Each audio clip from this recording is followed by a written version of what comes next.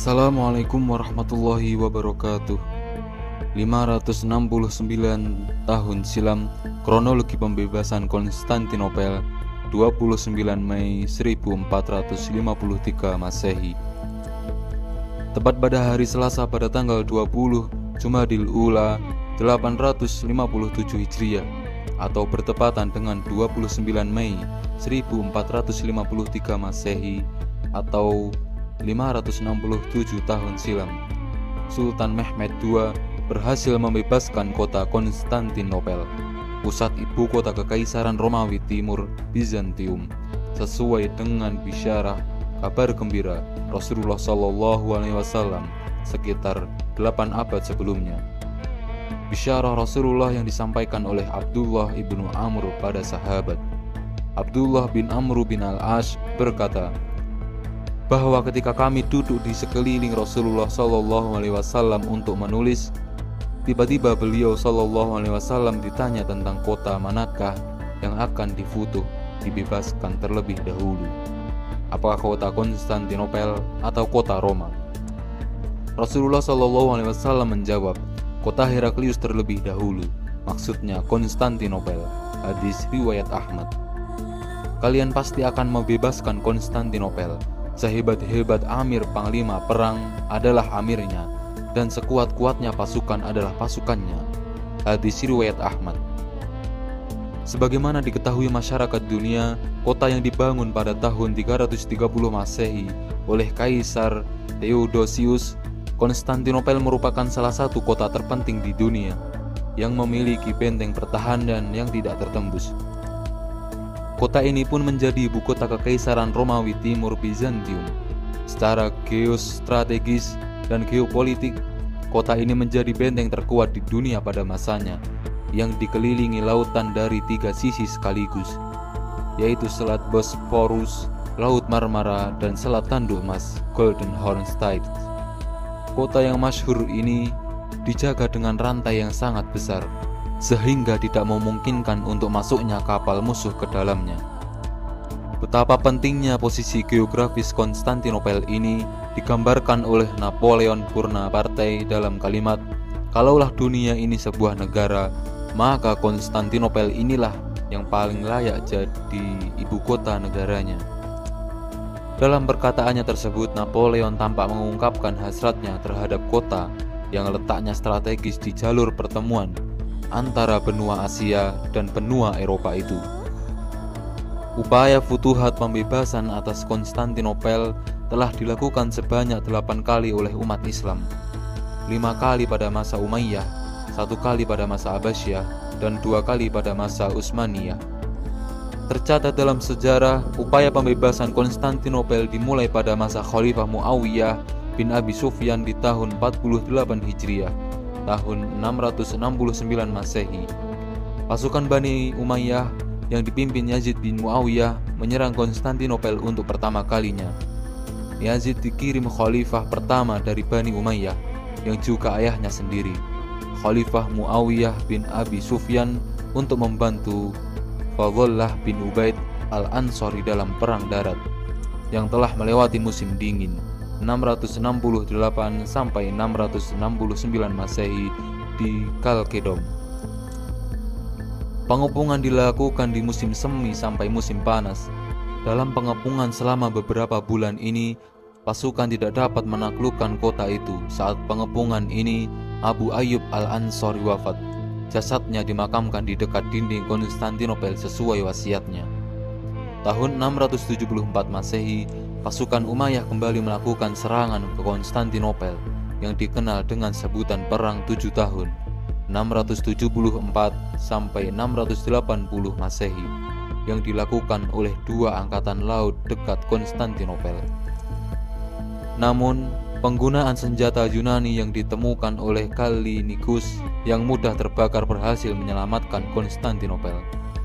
Upaya penaklukan kedua terjadi di masa Sulaiman bin Abdul Malik 98 Hijriah, di mana dia mempersiapkan pasukan besar di bawah komando saudara laki-lakinya, Maslamah bin Abdul Malik. Dia mengepung kota itu dari darat dan udara selama 1 tahun penuh, namun tidak membuahkan hasil. Upaya penaklukan ketiga dilakukan pada masa kekhalifahan Abbasiyah Harun ar-Rasyid pada tahun 190 Hijriah, masa kekhalifahan Abbasiyah. Selain itu pada masa Utsmaniyah, Sultan Bayazid I 796 Hijriah dan Sultan Murad II 824 Hijriah juga tercatat dalam usaha pembebasan Konstantinopel, namun belum juga berhasil. Akhirnya di bawah kepemimpinan Sultan Mehmed II atau juga dikenal Sultan Muhammad bin Murad atau Al-Fatih, Konstantinopel berhasil ditaklukkan dalam operasi pengepungan militer selama lebih dari 50 hari lamanya. Muhammad Al-Fatih dilahirkan pada tahun 833 Hijriah atau 1429 Masehi. Ia menjadi pemimpin pada usia muda 22 tahun.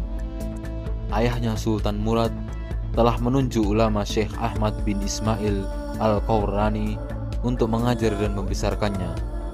Al-Qawrani merupakan seorang ulama dan cendekiawan. Ia kemudian pergi ke Kairo dan belajar hadis dari Ibnu Hajar. Selain itu, Sultan Muhammad Al-Fatih juga mempelajari Al-Quran, fikih serta matematika, geografi, sejarah, dan ilmu militer. Dia dapat menguasai beberapa bahasa selain Turki, seperti Persia dan Arab. Sejak kecil, Al-Fatih telah dididik oleh ulama-ulama besar zamannya, khususnya Syekh Ahmad Al-Qawrani yang mengajarkan kepadanya Al-Quran dan Syekh Syamsuddin yang tidak hanya menanamkan kemampuan beragama dan ilmu Islam, tetapi juga membentuk mental pembebas pada diri Muhammad Al-Fatih.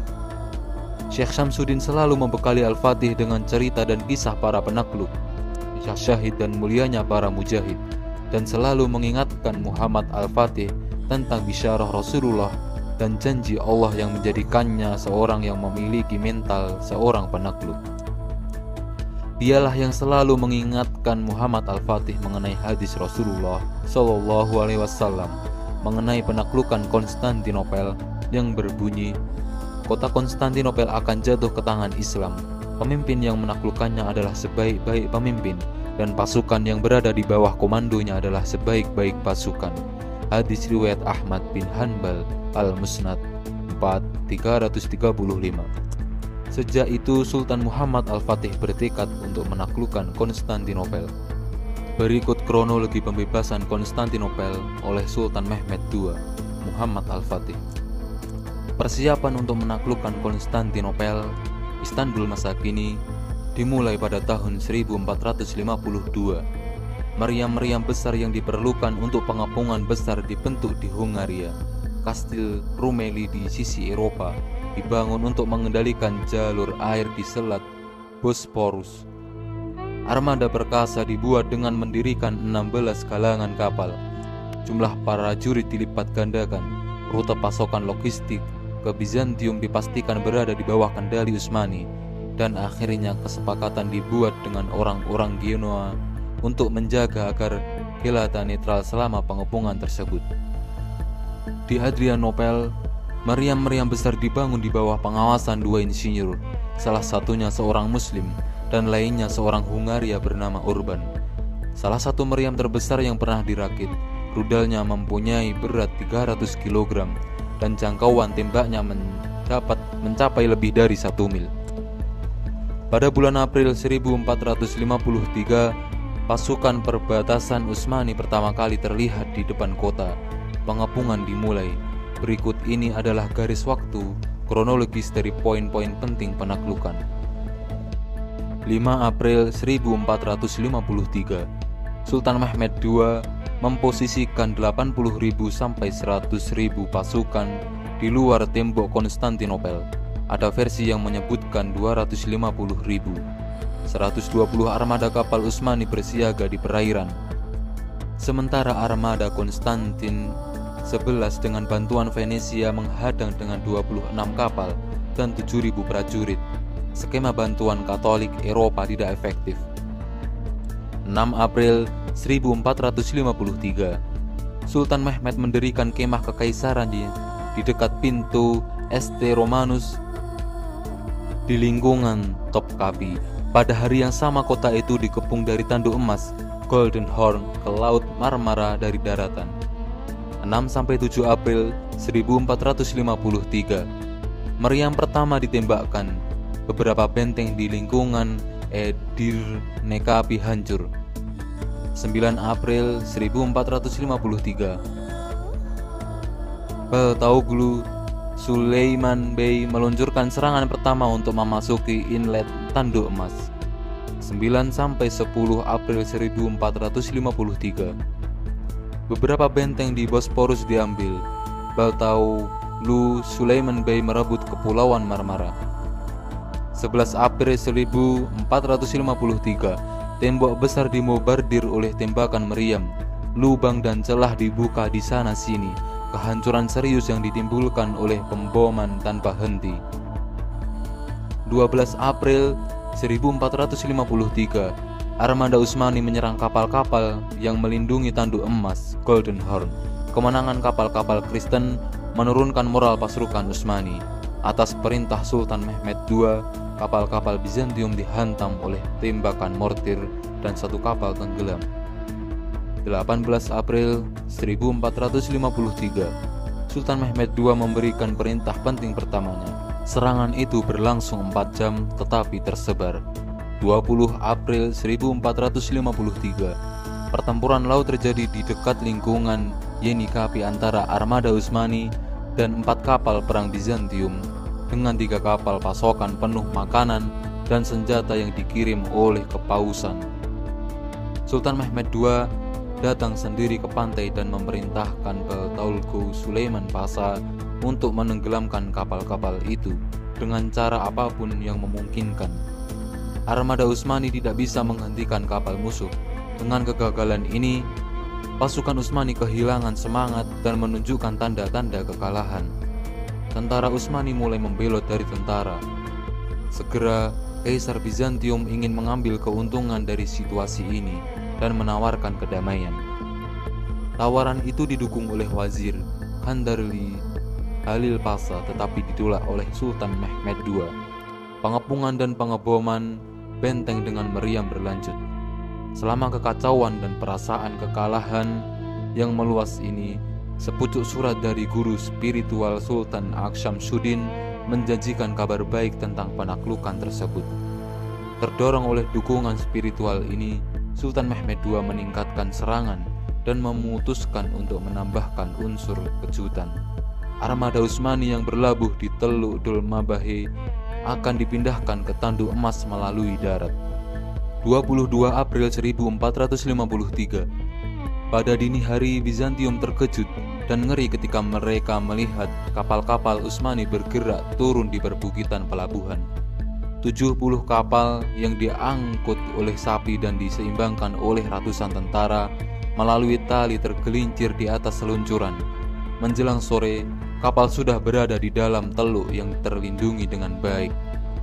Penampilan mengejutkan armada Utsmani di teluk menciptakan kepanikan di antara penduduk Bizantium di Konstantinopel. Dinding di pantai Tanduk Emas menjadi tempat yang rentan dan beberapa pasukan Bizantium dipindahkan ke sana. Ini melemahkan pertahanan dinding tanah. 28 April 1453, upaya untuk membakar kapal-kapal Utsmani di teluk dicegah oleh tembakan meriam berat. Sebuah jembatan di bangunan antara lingkungan Ayvansaray dan Sutluke untuk menyerang dinding yang terletak di tepi teluk. Tawaran penyerahan tanpa syarat disampaikan kepada Kaisar Konstantin melalui Genoa. Jika dia bersedia menyerah, ia dibebaskan pergi kemanapun, bahkan nyawa dan harta rakyatnya akan selamat. Kaisar Konstantin pun menolak tawaran ini. 7 Mei 1453, serangan selama 3 jam diluncurkan di Arus Bayram Pasha dengan kekuatan 30.000 pasukan, tapi menuai kegagalan. 12 Mei 1453, serangan menggelegar yang dilakukan ke titik antara Istana Tekfur dan Edirne-Capi dikalahkan oleh pertahanan Bizantium. 16 Mei 1453, ketika terowongan bawah tanah menggali ke arah Egrikapi memotong terowongan bawah tanah Bizantium, sebuah pertempuran bawah tanah meletus. Pada hari yang sama, upaya untuk memotong rantai besar yang menghalangi pintu masuk tanduk emas gagal. Hari berikutnya serangan itu diulangi, tetapi sekali lagi berakhir dengan kegagalan. 18 Mei 1453, pasukan Utsmani meluncurkan serangan lain dari arah lingkungan Topkapi. Dengan menggunakan menara kayu, Bizantium membakar menara di malam hari dan menggosokkan parit yang diisi oleh Ottoman. Selama hari-hari berikutnya, pengeboman terhadap dinding tanah dilanjutkan. 25 Mei 1453, Sultan Mehmed II mengirim Isfendiyar Beyoğlu Ismail Bey sebagai duta besar yang menawarkan Kaisar Konstantin XI menyerah untuk yang terakhir kalinya. Menurut tawaran ini, Kaisar dan para pengikutnya dapat mengambil harta kekayaan mereka dan pergi kemanapun wilayah mereka inginkan. Warga yang memutuskan untuk tinggal dapat menyimpan barang, harta, dan tanah milik mereka. Tawaran ini juga ditolak Kaisar Konstantin XI. 26 Mei 1453, berhembus rumor negara-negara Eropa dan terutama Hungaria berencana untuk mengerahkan pasukan mereka untuk membantu Bizantium kecuali pengepungan itu berakhir. Setelah mendengar desas-desus ini, Sultan Mehmed II mengumpulkan dewan perangnya. Dalam pertemuan itu, Kandarli Halil Pasha dan faksinya membela posisi mereka sebelumnya, yaitu mengakhiri pengepungan. Sultan Mehmed II dengan gurunya Zaganos Pasha, gurunya Syekh Ak Syamsuddin, Mullah Ghurani, dan Mullah Husrev menentang gagasan menghentikan pengepungan.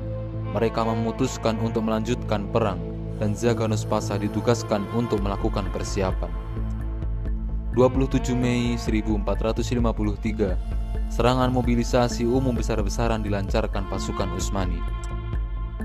28 Mei 1453, tentara Utsmani menghabiskan hari itu dengan beristirahat dan mempersiapkan serangan hari berikutnya.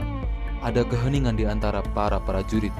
Sultan Mehmed II memeriksa pasukan dan mendorong mereka untuk melakukan serangan besar. Di sisi lain, upacara keagamaan diadakan di gereja Katedral Hagia Sophia. Kaisar Konstantin XI mendesak warga sipil untuk berpartisipasi dalam pertahanan. Ini akan menjadi upacara kekaisaran Bizantium terakhir. 29 Mei 1453, Sultan Mehmed II berhasil menaklukkan Konstantinopel. Para peleton diposisikan untuk serangan itu.